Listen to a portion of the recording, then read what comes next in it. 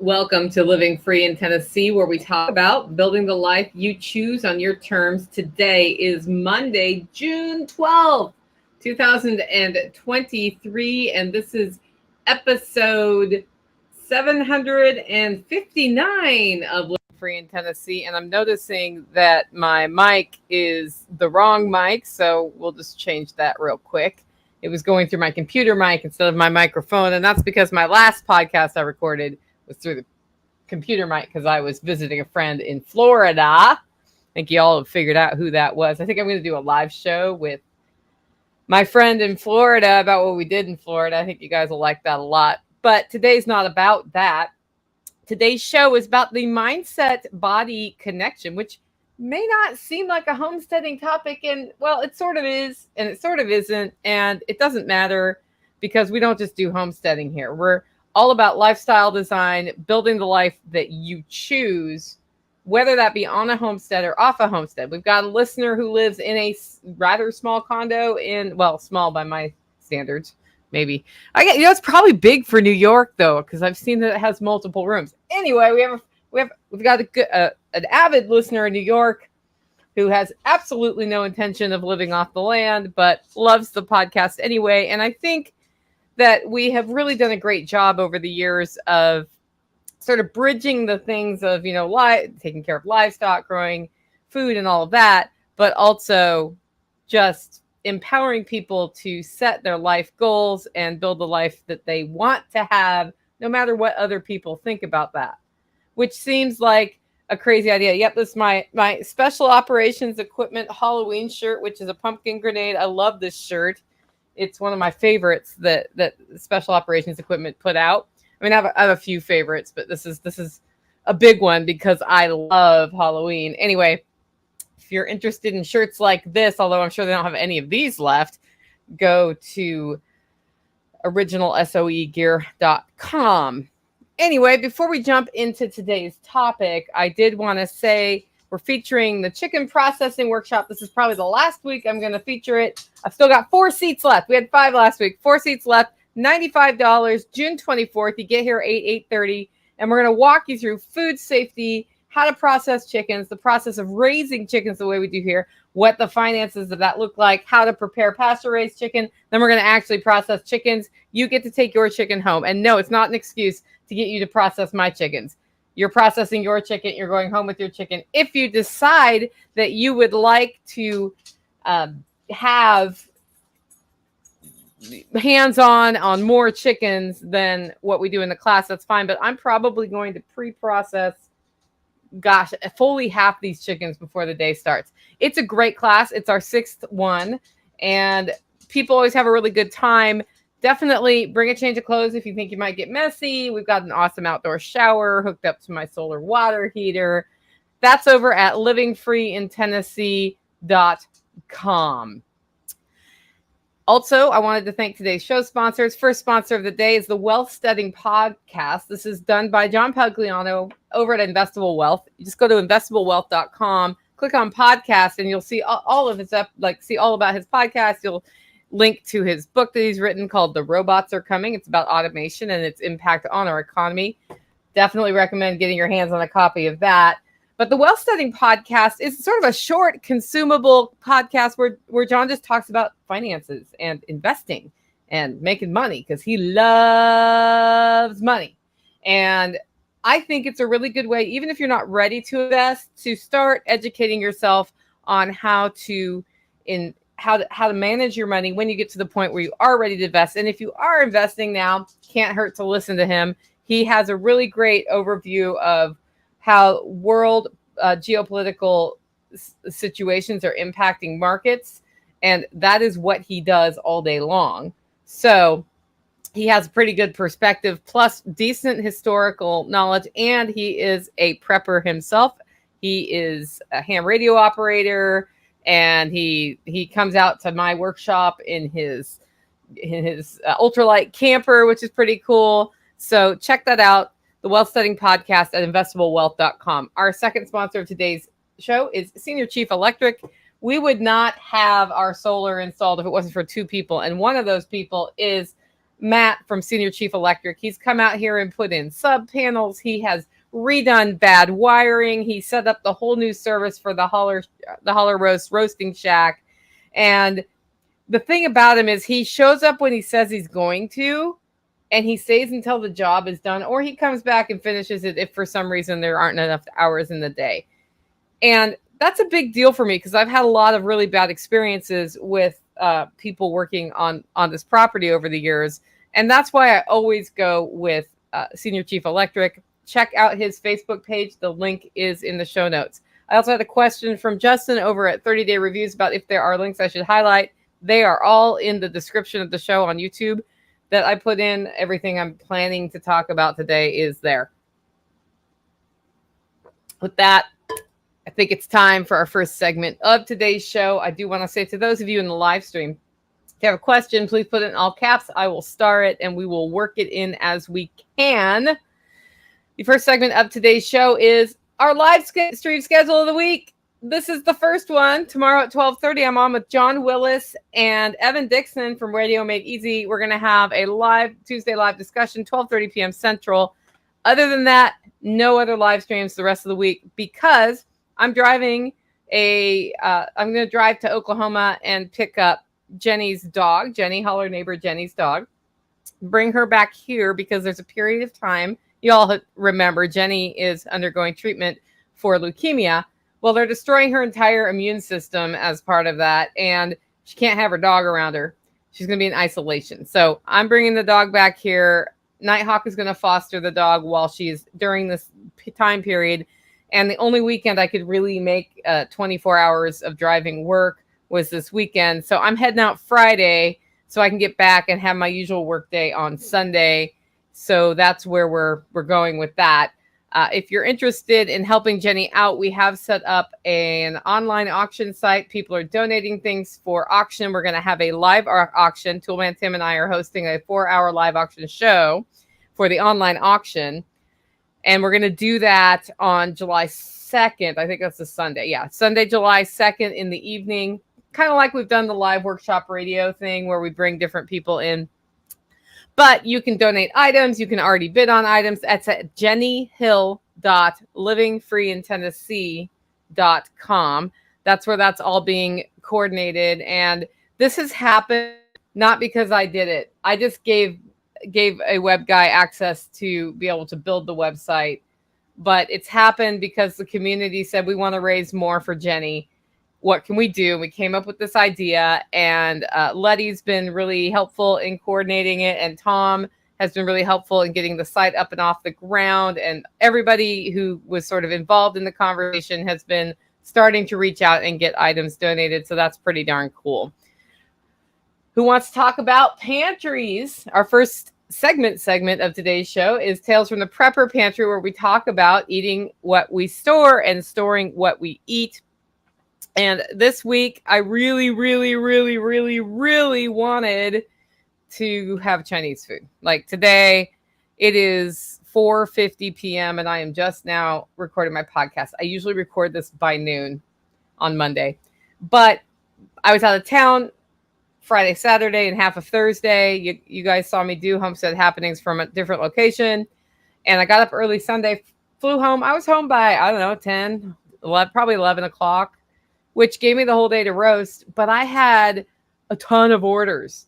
And so I got about half my roasting done Sunday and then had roasting to do today. And I really wanted to make sure to hit it by mail deadline. So that's what I was doing all morning. And I thought I had estimated I had an hour and a half of roasting to do. It turned out I had 2.5 hours of roasting to do and then the packages to put together. But that's all done now. But that being said, this is when I get like a day like that gets super busy. I really just want to order Chinese food, which I can do on 75 hard as long as I have like beef broccoli or something very meat centric without breading on it. And I just ended up talking to Tactical. I'm like, Chinese food okay tonight? And he was like, sure. And usually what I do next is I hit up Nighthawk and I say, hey, can you grab it on your way home? Because he works right by the Chinese food place in Smithville. Well, I was like, I have so much bounty from the garden right now that what I should do is just throw some steaks in the sous vide, which is set up right there on my counter because I haven't taken it down from last time I used it, and just do a side saute and a salad and call it done. And he's like, yeah, whatever. Because that's how tactical it is. He's like, as long as it's food that's not an MRE, he's basically happy. And I thought about it, and that was about half an hour ago.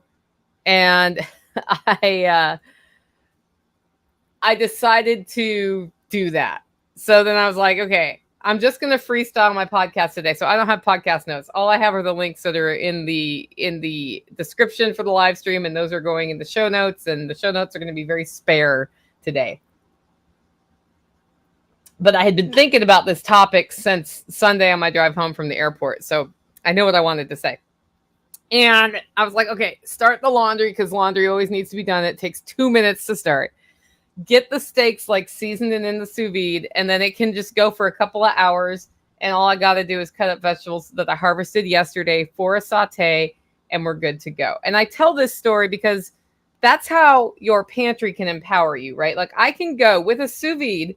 I can go from frozen to cooked, beautifully, perfectly cooked steak that I just have to sear off with very little effort. I took a steak out of the package it came in because it's a beef steak, so it was done by a butcher. Put butter in it, put salt in it, put pepper in it, no other seasonings. I could have added whatever I wanted, sealed it in my vacuum sealer, plopped it in the sous vide, and I heard the alarm go off right as we were going live that it was up to 130 degrees where it's going to sit. So it's now 454. It can do that for about 45 minutes and be ready. That means I can take it out at 5:45. Or it can go till 7, which is totally what's going to happen on our timeline today. It can go till 7 o'clock. And the only thing I do is the minute I do everything else for the meal. And then I take the steak out, I get my Blackstone really hot, or I get my inside range really hot, but I'm going to do the Blackstone so I don't get the heat in the house. And I sear, serve. When you're in a hurry, that's a great way to do it. I already had the steak in my pantry, and my garden is producing enough to feed us straight out of the garden for all the side dishes that we need. And, I don't eat grains. And I don't eat starchy vegetables much. I can have some of those right now in my 75 hard diet, but not a lot. And they aren't even, if they're not in season anyway. Like I got carrots yesterday, but like a couple carrot slices on a salad isn't going to put me over my carb count that I'm supposed to have. So, it's salads and sautés is usually what I'm doing. Green beans aren't coming on yet, but I'll have those eventually too. So right now, my pantry, it has canned goods. Like I'm looking at all my canned beets that are left from last year that are up in my room, and some pickles. I don't think I need to pickle beets this year, but I'm growing beets just in case because I love beets that much. I thought I wasn't going to need to do pickles, but then I looked and we use so many dill pickles at the spring workshop that I need to replenish that. But other than that, what I need to can are, I would like some freeze-dried broccoli if I can get my hands on some because I didn't grow enough to preserve. I would like to do green beans again because I always go through a ton of those in the winter. And then tomatoes, tomato sauce, and salsa. That's what's up on my canning agenda unless I decide to do soups, stews, and meats just for the fun of it. But that's how the pantry works. So this time of year, we transitioned from using it up to filling it up again. And part of that was I had to go through the pantry, look at what we have, look at where it is, identify anything that was about 2 years old that I should use up so I can build that into meal plans, and then decide what I'm putting up again when the time comes. But meanwhile, we're actually just starting to get a little past parity on what's coming off the garden, meaning that we're getting a little bit more than we use every week. Because I was gone. I left Thursday afternoon. I came back Sunday morning. Sunday evening, I harvested, and I had a 1/4 bushel of mixed variety stuff. And it was, about 25% salad, about 25% saute. And then I had peas, carrots, and some berries from the homestead. And that was without going out and foraging for wild raspberries, which are going to be getting towards the end of their season already. So that was all kind of cool to see come together, because last year I was having a lot of garden failures, and that meant that I wasn't on parity and I was spending money at the farmer's market to get it. Now I just spend money at the farmer's market to keep the one farmer who's left at our farmer's market in his, hopefully coming back, because he's encouraged. So that's what's up in the pantry. Now, I did go through after the spring workshop and look at everything that was left and kind of analyze how my dietary needs have changed. And I did not replenish much of what we used up, because I don't use ketchup, for example. And the only thing I really looked at was which spices I want to dry for the winter. So we're really kind of inching more and more towards most of what's in the pantry comes off the property, which has been a personal goal of mine. Of course, chocolate and bourbon smoked paprika and macadamia nuts and stuff like that doesn't come off the homestead, right? So those are the kinds of things I'm stocking. Then paper goods like toilet paper, paper towels, paper plates. Yes, I use paper plates sometimes. Those sorts of things I stock. And then the medical stuff.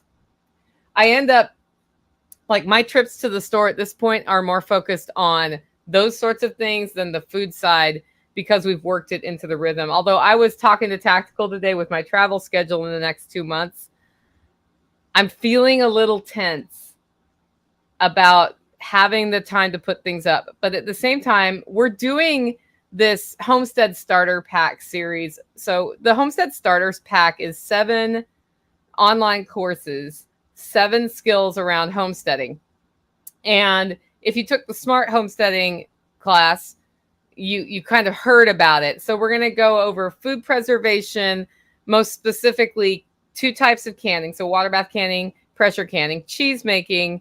We're going to do curing meats. So those are sort of the 4 food preservation things. And we're going to talk about drying and fermenting as other options in your toolkit.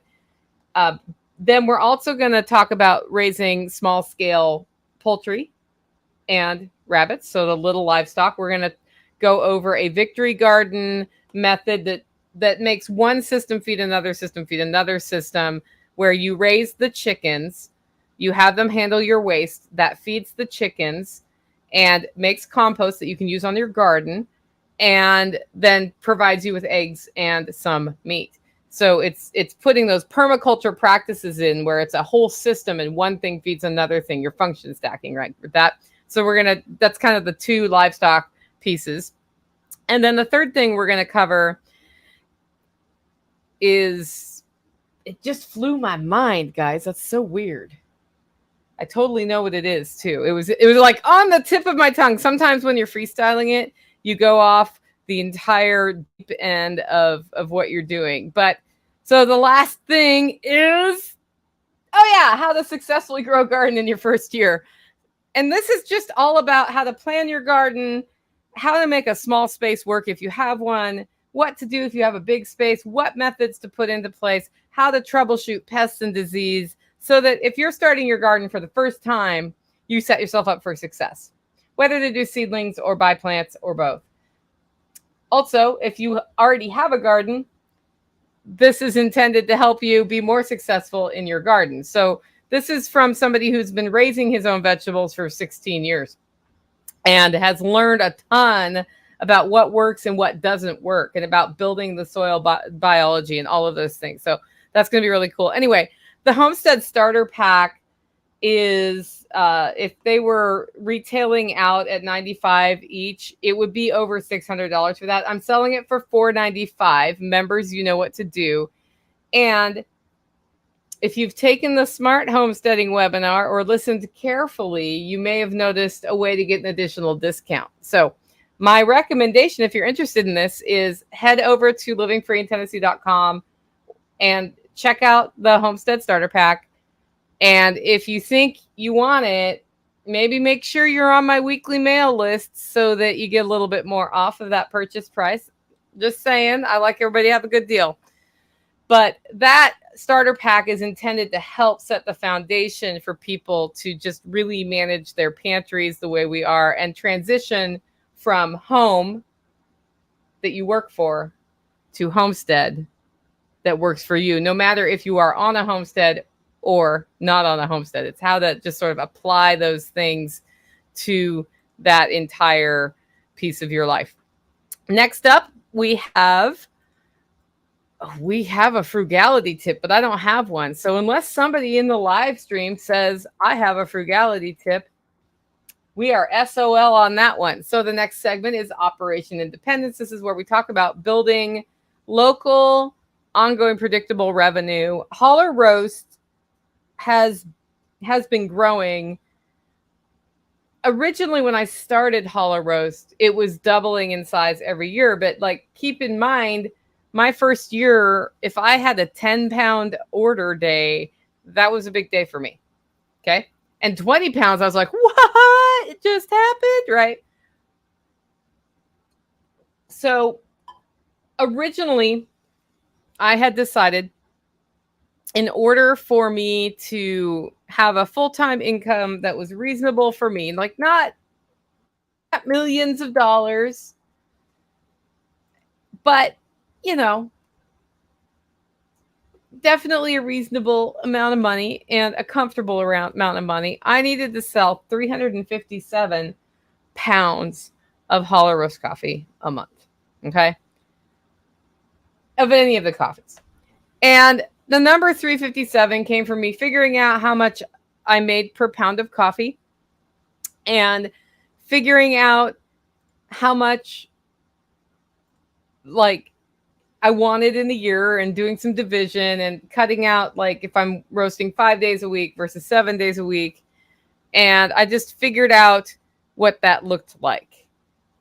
And the number was 354. And since 357 was the caliber that I preferred to carry in my revolver, I decided 357 was the number. Well, we're at that number now, and we're growing about, we're down to 20% a year growth right now, which on the one hand has me, like, I'm used to 50, like doubling every year.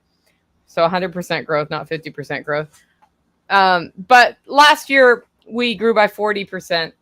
And right now, let's see, this year to date, we're looking at, I'm actually pulling up the actual report. I'm at 20% right now. So the thing that happens is, so I either need to like hit the marketing harder, or I need to decide that I'm happy with 20% growth. And I'm sort of playing with that because I love roasting coffee, but I'm also really loving getting out and doing these presentations at different events and getting out and meeting people. I like to work on the homestead. I put a lot into the podcast and into these live streams and into Self-Reliance Festival, right? So into the events.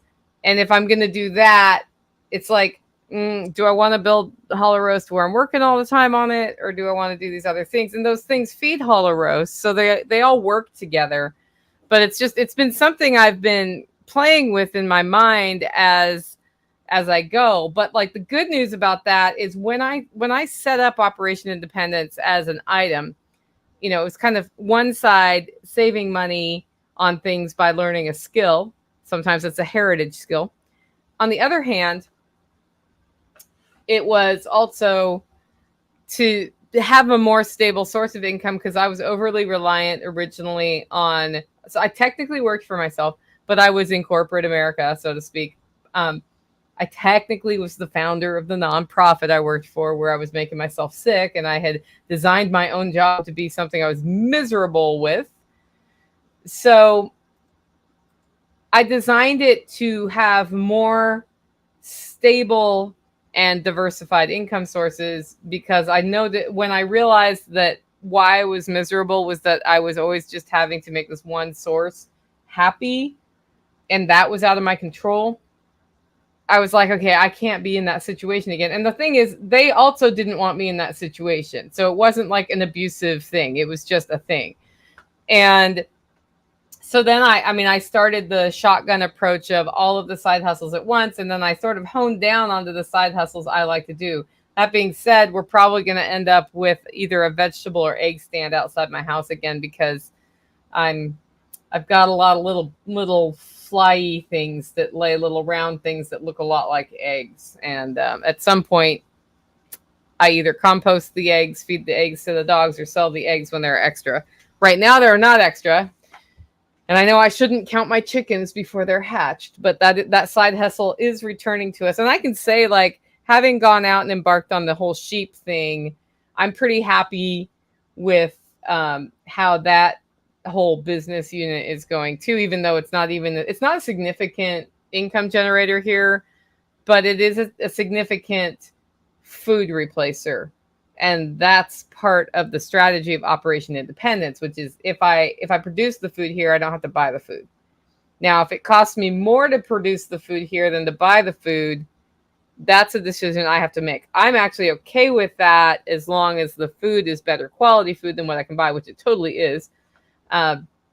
So when I compare, is it more expensive here versus buying it? It's like the most premium, ultra organic, pasture raised, free range lamb. Like, how much is that? Well, at our farmers markets, that starts at about $18 a pound if you want to buy it.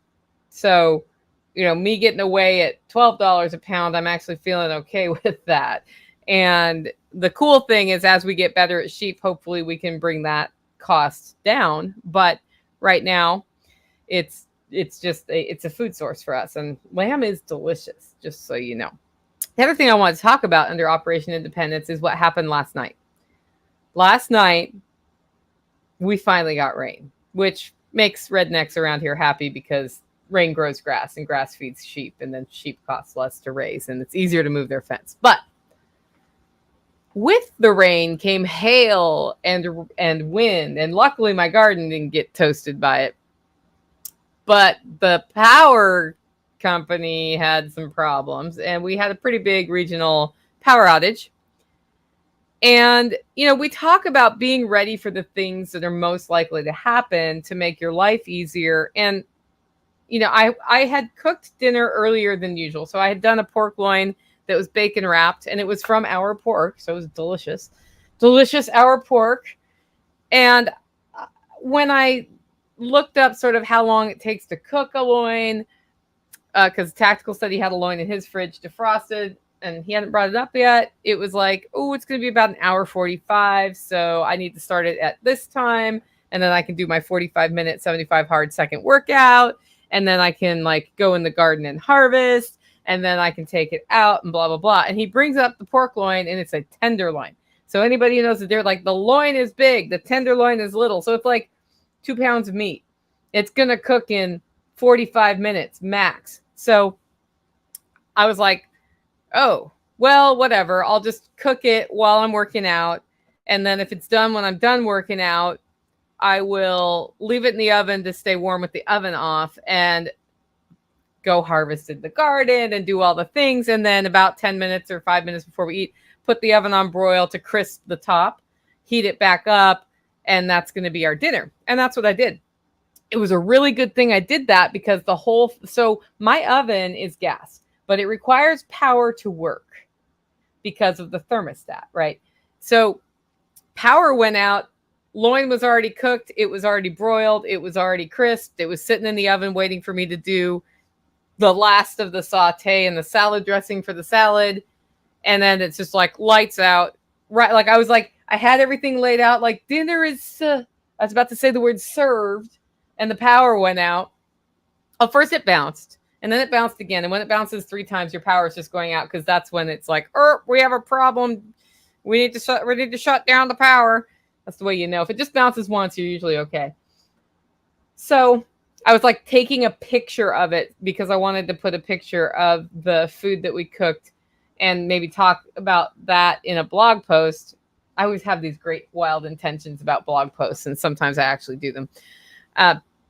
But I did that, and right as I was taking the picture and saying dinner is served, power went out, and I got a picture of dark because my flash was not on my phone. I was like, well, that's awesome. So then I get my portable battery operated Coleman lantern out that's LED, and I'm doing this, taking a picture. I will probably do a blog post about that later. And then we didn't start eating right away because And we then had to initiate the protocol for power is out. And the protocol goes as follows. Do we think we need a generator? The answer was no. Here's why. Unless we've gone all night without the power on, I'm not worried about cooling my fridges and freezers up here. They're fine. The second protocol, it's getting dark. I like to see. I have these light bulbs in some of my lamps that charge a battery in the light bulb. If the power goes on, you can reach up into the light bulb and turn them on, and you have light coming from your lamp like normal. So I have two of them in my house. My house is not large. So I turned those on. And then I turned one of them off again because the one in my bedroom actually didn't need to be on while we were in the living room. And then I took the lantern and put it by the food, and then we ate. And I was like, well, tactical. The cool thing is I don't have to do dishes tonight because power's out and I don't have water. And he's like, remember the solar system, Nicole, that you put in? And I was like, dang it! I don't have that excuse. I'm like, well, I can't see. I didn't want to do dishes last night. That's what was really going on. But so like moving the pump to the solar system meant that like even that could happen. Now we had an issue where the pump had lost pressure and the surge was more than the system wanted for the startup of that pump when there's no pressure in the system. We're actually working on that right now. What's going on with that system is the pump it was built for is not the pump that's in, and I need to change the pump, but I don't want to do that until the silt is cleaned out of the cistern. Anyway, and then Tactical had all his lights and his fridge and everything else fine. And then the holler neighbors started talking on Zello to each other like, hey, do you need this? Do you need that? And the funniest one, and Steve next door, he's like, is anybody hooking up their generator? And I was like, no need to. Like, we have everything covered for now. And if in the morning I need it, then we'll see. Well, Steve, about 2 hours later, no power's back. Steve pops on his generator, gets on the thing and says, hey guys, I just got the generator hooked up and all going. It's going great here. I just wanted you to know, yes, you're welcome, because now the power is going to come on in 10 minutes. And he just kind of laughed. And I was like, yeah, that is totally what happens when you put the generator on. And it didn't. So then he was like, hey, I just put all my fuel in the gas in the lawnmower. Anybody have extra fuel? And we store fuel here. I think he probably stores fuel when he has his house, but most of his stuff's in storage. And so we're like, oh yeah, we got jerry cans, come down and get one. It's like, okay, I'm hopping on my four-wheeler to come down. And the minute he said those words, lights came back on. And then he was like, man, he was like, so preppers get bummed out when the power comes back on, because we're like, we've got it. Right. But anyway, so it went off. I wanted to tell that story under Operation Independence, because when you're not reliant on the grid for all of your comforts, things like that happening aren't as big a deal. And I got to thinking about how overwhelmed I felt as a homesteader when I realized that when the power goes out, the incubator goes off. And then what do I do? And I don't have a generator. And then I learned that you could put an inverter on your car and turn your car into a generator. And I thought that was cool. And I got one. And we did that one time. And then eventually, over time, after I had covered other things, I did get a generator sized for my well pump and my little coffee roaster, not my big coffee roaster. And I was like, there are a lot of you are new to the show, and you're like kind of going on the start of your homestead journey. And you might even be in the start at your preparedness journey. And you're looking at your bank account going, a generator is not on the buy list, and a battery bank is not on the buy list, and solar panels are not on the buy list. This sucks. And I realized that the light bulbs I have in my lamps are $17. I'm rounding up $17 on Amazon. I've never seen them in the store. You can get them at a variety of online retailers. And that's $17 out of your budget to get one lamp that just works. And in a couple months, you can get another one. And then you can think about, what do I really need to have work, and how am I going to make that happen?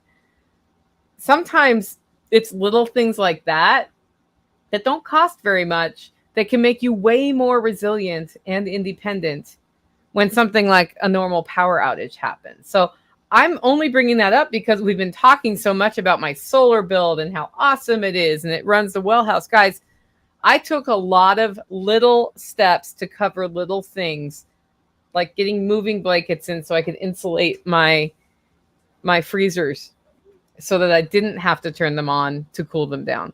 Like making sure when my freezers are getting empty, if I have stuff in there, that I have gallon jugs of water frozen in there, which if you have that much ice in your freezer because you have airspace and it goes out, if your freezer's full like that, it actually stays cold better than if you just have a couple of things in your freezer and a lot of air. So some of those adjustments don't have to be expensive. And I wanted to talk about that a little bit just because just because we had a power outage, and it seems like we're having a lot of power outages this year. So those little light bulbs, man, as a first wave are great. And my little Coleman camping lantern that's rechargeable, that thing's awesome because I can carry it around the house. I know you can carry a flashlight, but just it gives bigger light. So, like being able to put it by where the food was last night worked out really stinking well. And I don't have a lamp in my kitchen. I don't know if you do, but I don't have a lamp in my kitchen. Over time, my intention is that the over and under cabinet lights will be on a battery system, solar, as well as the electricity to my oven, so that no matter what, the oven still works, which makes my life a little bit easier. We're just not there yet. And that's something Sean Mills told me to do a long time ago. And I was like, yeah, I just haven't done it yet. I've done a lot of other things, but I haven't done that. Okay. It is now time for the main topic of today's show. We are 36 minutes in. Woo! The Monday segments could be a show on their own, couldn't they? Maybe I should start doing that. But we're going to talk about the mind-body connection. And this comes because I was driving home from the airport Sunday. And my friend Sarah came on, who a lot of you have met Sarah if you've been to Self-Reliance Festival. She's the lady who has the soaps and the cinnamon rolls. And yes, she's blind. That's Sarah. She said, Nicole, I've been meaning to tell you, you just sound way better than you sounded before. Not that you sounded bad before, but you sound way better. And we got to talking, and I realized that I've known this. I don't know if I've shared it much, but for about 5 months, starting in October, maybe September last year, I was not feeling good. And I don't mean like physically I wasn't feeling good, but like spiritually, mentally, I couldn't put my finger on why, but I was just sort of like, huh. And, that doesn't mean I wasn't happy during that time. It doesn't mean I didn't work hard during that time, but it was just, I felt like there was a monkey on my back, and I couldn't, and I'd think about it, like, why is there a monkey on my back? And I would think, is anything wrong? And I would look around at my fairly decent life and think, there is absolutely nothing wrong. And I was having trouble motivating myself to do things that I like to do. And it went on for about 5 months. And I was like, maybe it's just the Christmas rush. So I was like, that time of year, I get a lot of orders and we're working a lot. And then I sing in a choir and we have the Christmas concert. It's like, it's very busy. And I just pushed through as best I could. And I pushed through. And then the beginning of the year was its own challenge. I had some physical problems that revolved around pain. And it was the same thing. I was like, what in the world? Like, this is not like me. And I got all the way through Self-Reliance Festival and realized something had to change. And the only way I could take control of it was by making a change. And I decided that the change was going to be a physical change. And this is something I don't think a lot of people talk about it. It's why I started 75 Hard. And the part about 75 Hard that is kind of neat and cool is you are taking control of your physical health as best you can by working out, drinking water, and following a diet. And I'm doing ketovore, guys. just in case that wasn't clear. And I'm not allowed keto treats. So people are like, hey, you can have this keto brownie. No, I can't. That's not, I'm staying like whole foods. So it's a little bit more extreme than that. And after a week, my body was starting to feel better. And what has happened since that time is the monkey's not on my back anymore. And there's a lot of crap going on, like having a friend facing leukemia that might kill her. We don't know. And a very good friend at that isn't super fun for me. It's less fun for her though. And like, that would be a reason to be sad and distraught and defeated, right? Well, I don't feel that way. I feel great. And I realized that because I got my body in order, it has paved the way for the mental piece that was going on to start sorting itself out. So I sort of went through this 5 months of morass and then 1 month of what can I do? Maybe I'll try this thing. And then I started trying the thing, and the physical has impacted the mental. And I realized like you can't separate the two. And so when people tell you, if you're having problems, to get up and walk every day, first thing, as the advice, I think that's because when you get your body moving, it sets the stage for your mind to get right. And rather than trying to get your mind right and then start moving. And it's something that you absolutely 100% have control over. Like a lot of things in our lives, especially if we follow the typical American like dream program that's put in front of us that doesn't actually work. A lot of that stuff, you get yourself into situations where you're not controlling your schedule, you're not controlling lots of things, but something you can control is what you put in your body and what you do with your body every day. And just by taking that piece and starting, it starts having indescribable impacts on your mental state. And then when your mental state is bigger, it's easier to prioritize taking care of your health, which makes your mental state better. And to me, what's interesting, because I've watched this unfold over, just from a research, I'm interested in health. They have started realizing that the state of your gut health, like the biome in your gut, impacts your not only physical health, but they have linked deficiencies in that system to mental issues, mental problems, like diagnosed psychological conditions. And it seems weird to think that the answer can be get your gut biome in order, get your body right, and the mental will follow. But it's very unsurprising to me that when your body's off, when you have more to move than you wish you did, than you should have, I guess, not necessarily wish you did, when you're eating a lot of crap, that like, it just stands to reason that affects your mental state of being. And I don't think it's just because what you see in the mirror looks better when you lose weight, right? Or when you're the right weight, or gain weight if you're somebody who's too skinny and trying to gain weight. I don't think it's just that. I think it's that, like, on a cellular level, when it's all firing on the right cylinders, that sets the foundation for your mind to be clear and for you to make the right decisions. I was listening to a show the other day, and somebody talked about, I think it was Spirko's show probably, somebody talked about fasting and how after about 18 hours, their mind gets really sharp. And that's a biological thing, because if you have not eaten for 18 hours, your body's like, now I got to make some good decisions or else my next hunt is going to fail. And then I'm not going to eat for another 18 hours. So you start going down that road, and you realize that a lot of the complicated solutions that are thrown at us to problems that we have are just making it A, worse, and B, overcomplicated.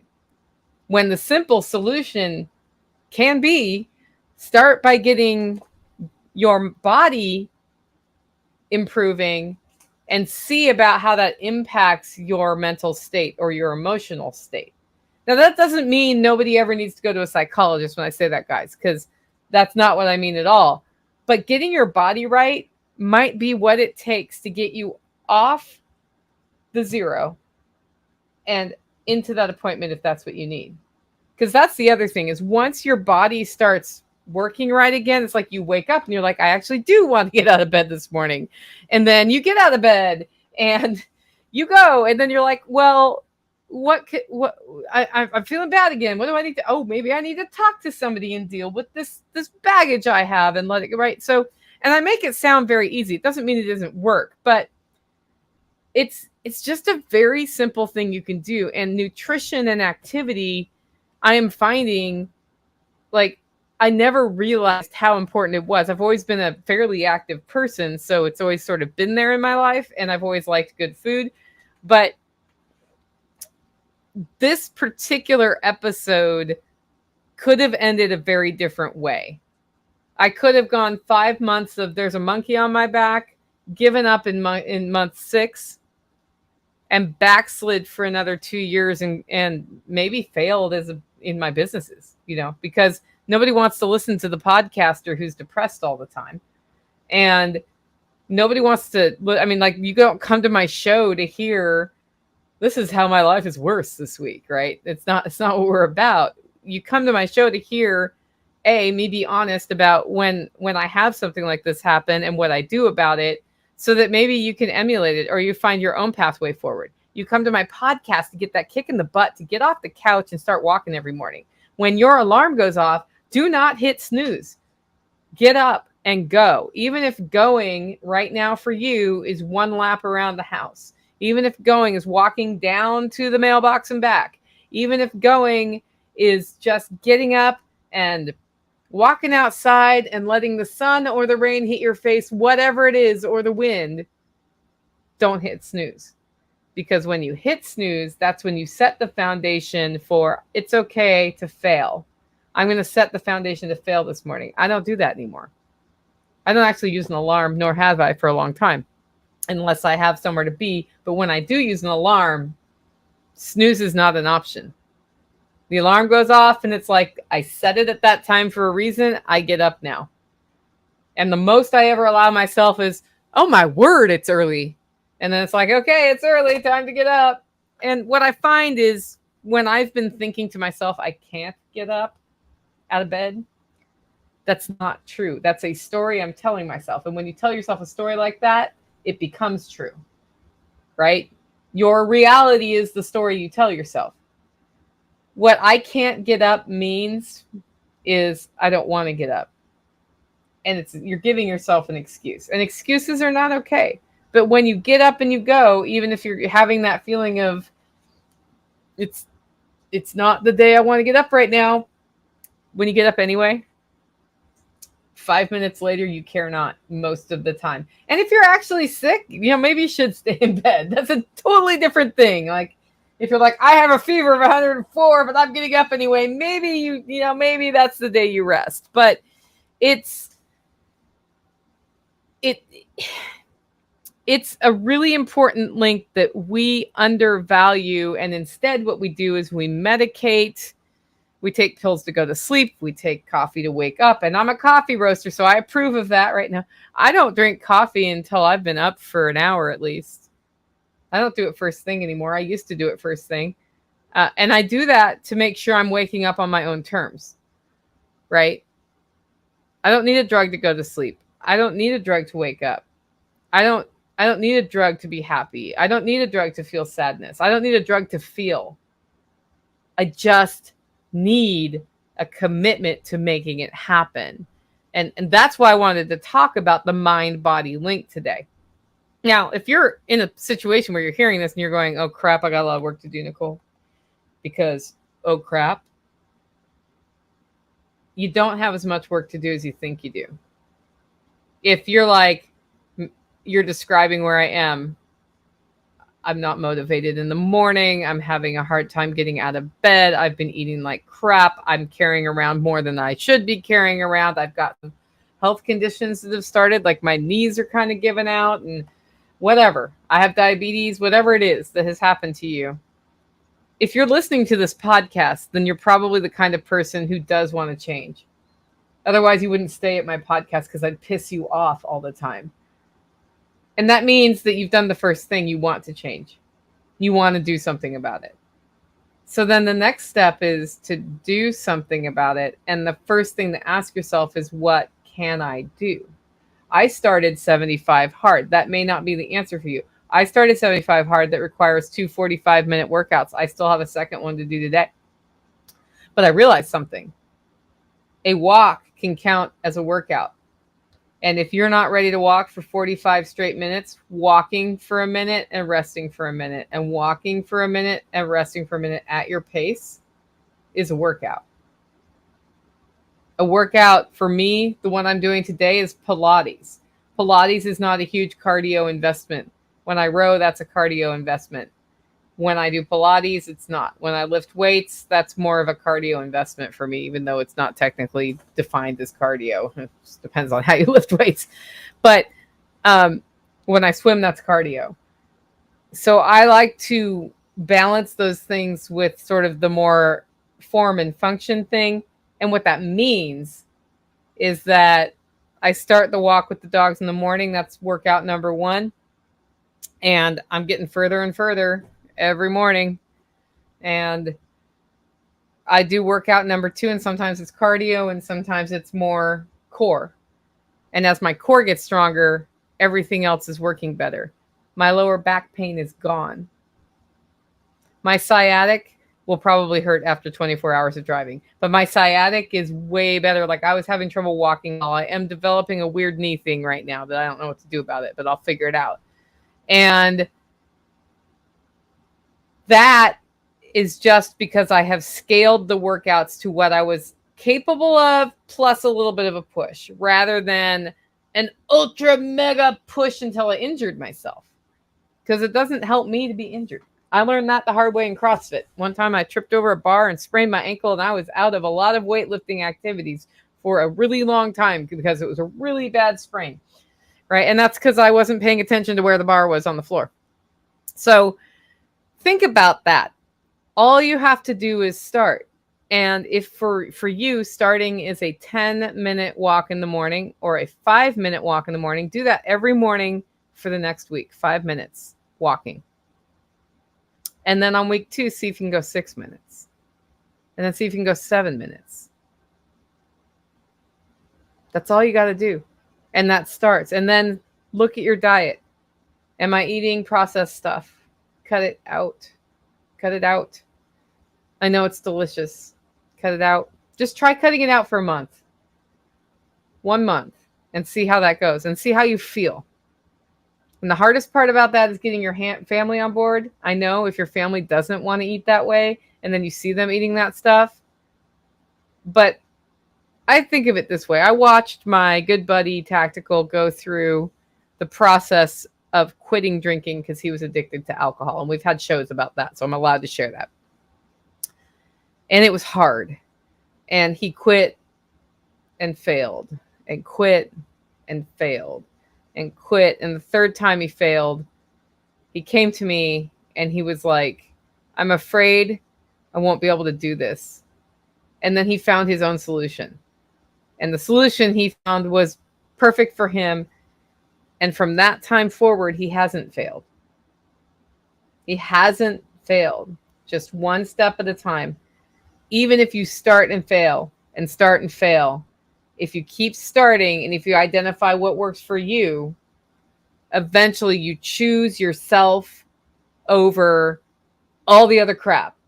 Because what has worked for me, because what I'm addicted to, I don't know what I'm addicted to. I'm addicted to bad food. We'll just call it that. Because it's not, I don't think it's sugar, but it's somehow it's like the sugar, buttercream, chocolate mix.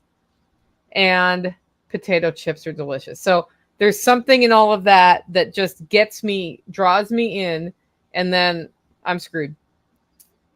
And I am like an addict around that stuff, which is why it is not in my house right now. This is the phase we're in right now. Nicole doesn't have that shit in her house. I do want chocolate in my life. Tactical has chocolate bars for me in his house. And if I want one, I ask him. During 75 hard, I'm not allowed to have one anyway, so it doesn't matter. But in that way, I have set up a situation where, like, he won't say no to me if I ask, but the act of asking means that I do it about once a week, right? So I realized that stuff was an emotional addiction for me. I had rewarded myself growing up or dealt with grief by hitting food. Tactical did it with alcohol. And one day he chose not to. And then he had to keep choosing himself over the addiction. And that's what I'm doing now, right? Is I'm choosing myself. And when I choose that, my body gets it right. And then my mind gets right. And then it's easier to choose it day after day after day after day after day. And what I've learned in this process of sort of that mind-body link is I am better to y'all. I am a better homesteader. I am a better friend to people. And I have more energy.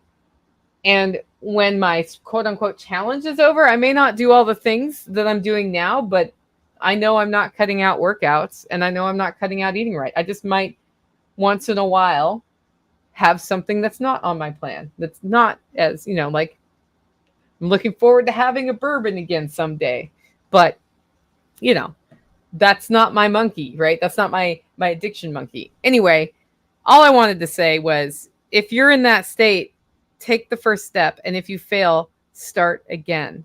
And if you fail, start again. And figure out how to choose yourself and prioritize yourself. Because that's what it is. It's literally what it is prioritizing yourself over everybody else, over all the other expectations that are around you, over all the other crap.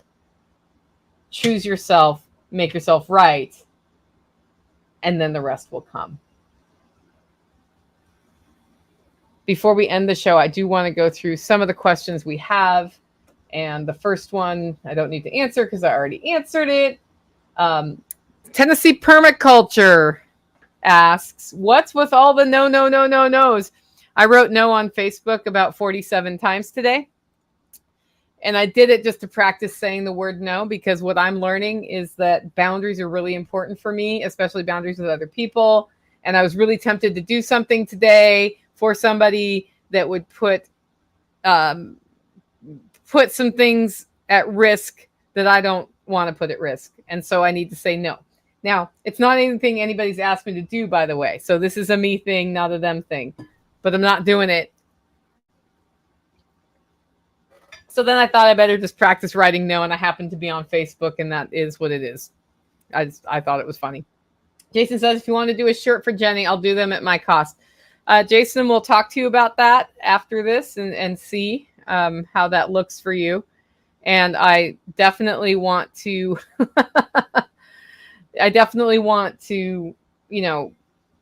see what the rest of the team Jenny is thinking about that.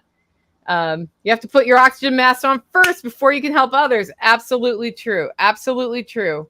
Prioritize yourself, man, because then you're strong enough to help other people when you need to help other people. Jason says, what's your plan now that animal meds are only prescription? I have a veterinarian. The meds I use, I don't use a lot of animal meds. So, the ones I use that are prescription, I get through prescription, and other ones I don't use.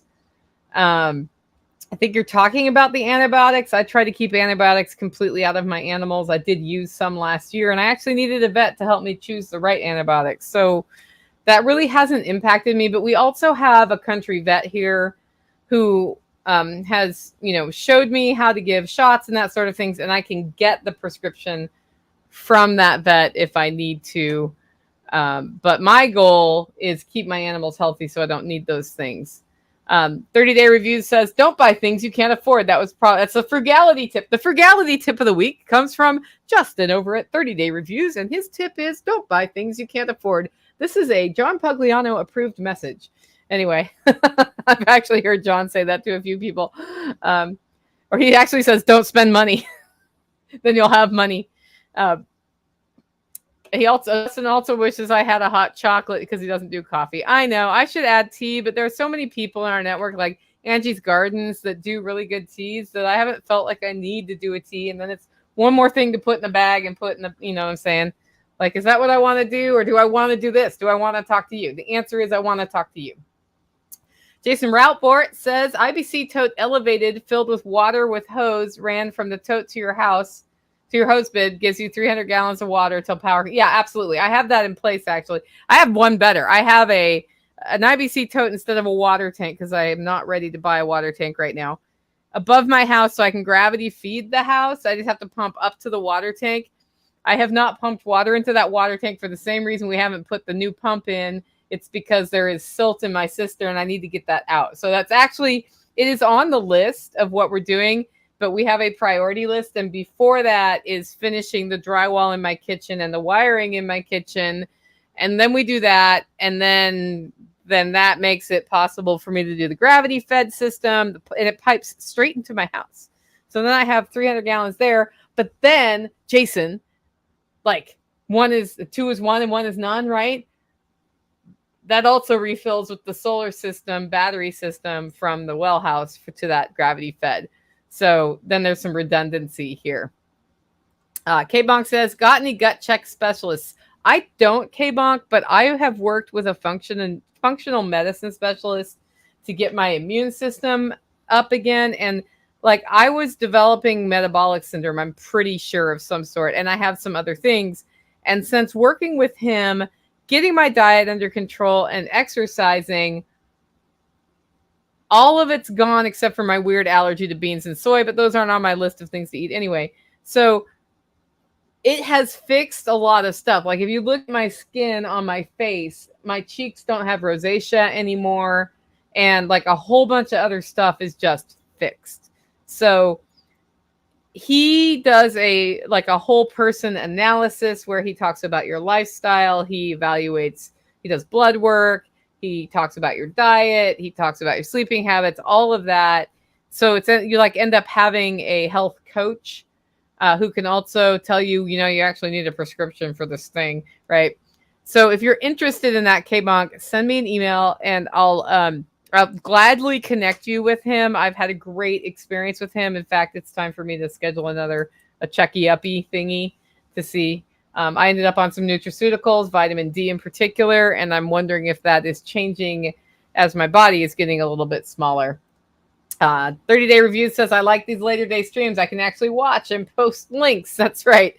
That's true. Well, Justin, I don't love the later day links because usually by now I have been out in my garden for about an hour poking around looking for, problems in the garden or harvesting, but that's okay. Today is the schedule that it is, and I'm just happy we got the podcast out now. If you like the show and want to support the work I'm doing here, you can do it in a couple ways. One, get your coffee at hollowroast.com. And two, consider becoming a member.